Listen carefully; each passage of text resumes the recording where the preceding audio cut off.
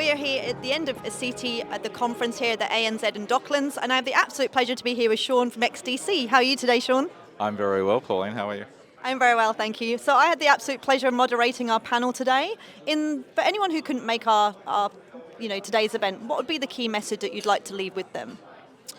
Well, with this trade digitalisation conference, we have the inclusion of a digital asset panel, which you moderated.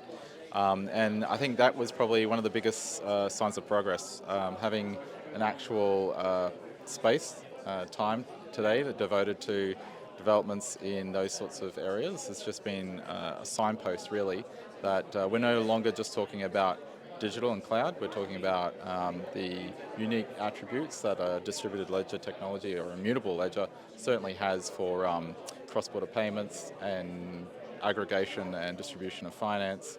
All these things which also lend itself to tokenization of bills of lading and other sort of documents. So having that, I think, was like a really big bonus. Just goes to show how much this whole industry here in Australia has started to realise it's not just a paper cloud conversation, and it's not just a paper document conversation, it's already a finance conversation as well. Yeah, 100% agree, Sean. And in terms of then, outside of our own panel discussion, what would be the one key takeaway you took out of today's session? I think it was fantastic having some trade lawyers, some very significant contributions there, and kind of broadening that whole conversation around it's not just the MLETR or model law on electronic transferable records conversation. It's a whole host of model laws, whether it's UNCITRAL's or Commonwealth Secretary's model laws, and maybe how much ground we still have to make up locally here in Australia. But that being said, we really need to hitch our wagon to the great progress that's happening around the world, and then start exporting. We can solve our importing woes and supply chain woes later, but we really need to kind of hitch our wagon to the stars that are already in orbit. Yeah, and I know the great work you do at XDC, but for the audience who don't know who XDC are, Sean, how would you summarise XDC? And then secondly, you've been part of DECA as well, and tell us more a bit about DECA, because you're doing some great work in that area too, and I know I've been certainly privy to that. Yeah, thanks, Pauline. Well, XDC being that layer 1 EVM, we have that ability to interface with what is already in existence with some of the more permissioned blockchains or some of the more permissioned networks. We have that interoperability. So we can kind of see a way that we can transition a lot of those sorts of businesses into a cheaper way of doing things on a distributed ledger, and one that is perhaps more secure as well. And there's a great deal of work that's been done on XDC with subnets as well. So we have this wonderful private and also public ability, a really hybrid DLT, which gives a lot of opportunity there. DECA has been fantastic. The Digital Economy Council of Australia has been a great supporter for trade, sort of the use case. So the Trade Digitalisation Policy Roundtable that you and I were both on back in March, and with the subsequent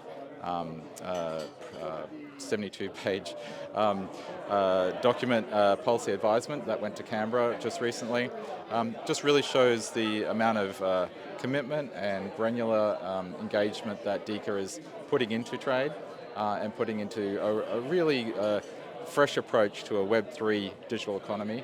And it's very heartening to see Amy Rose today talking, and also recommitting their focus to embrace more of that as the months and years roll on.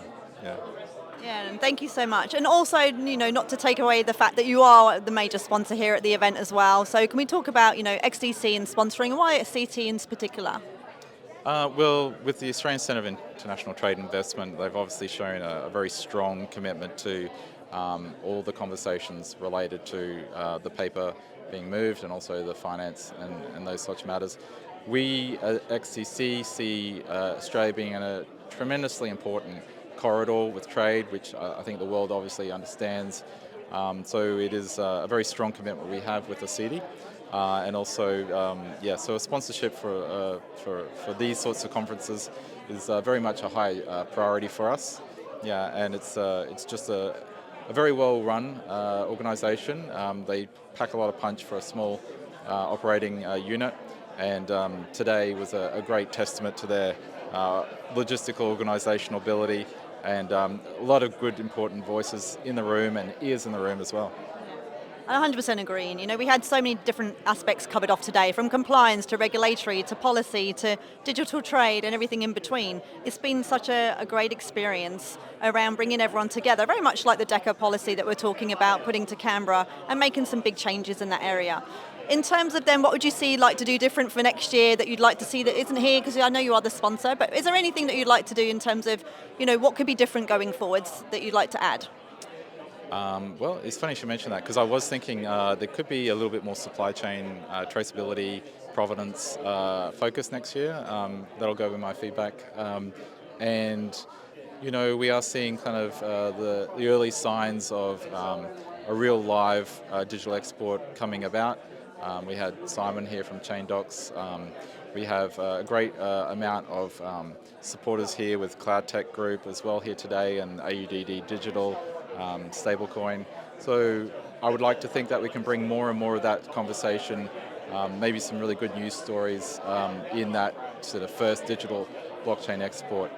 So yeah, I think those two things would probably be on my high list of priorities.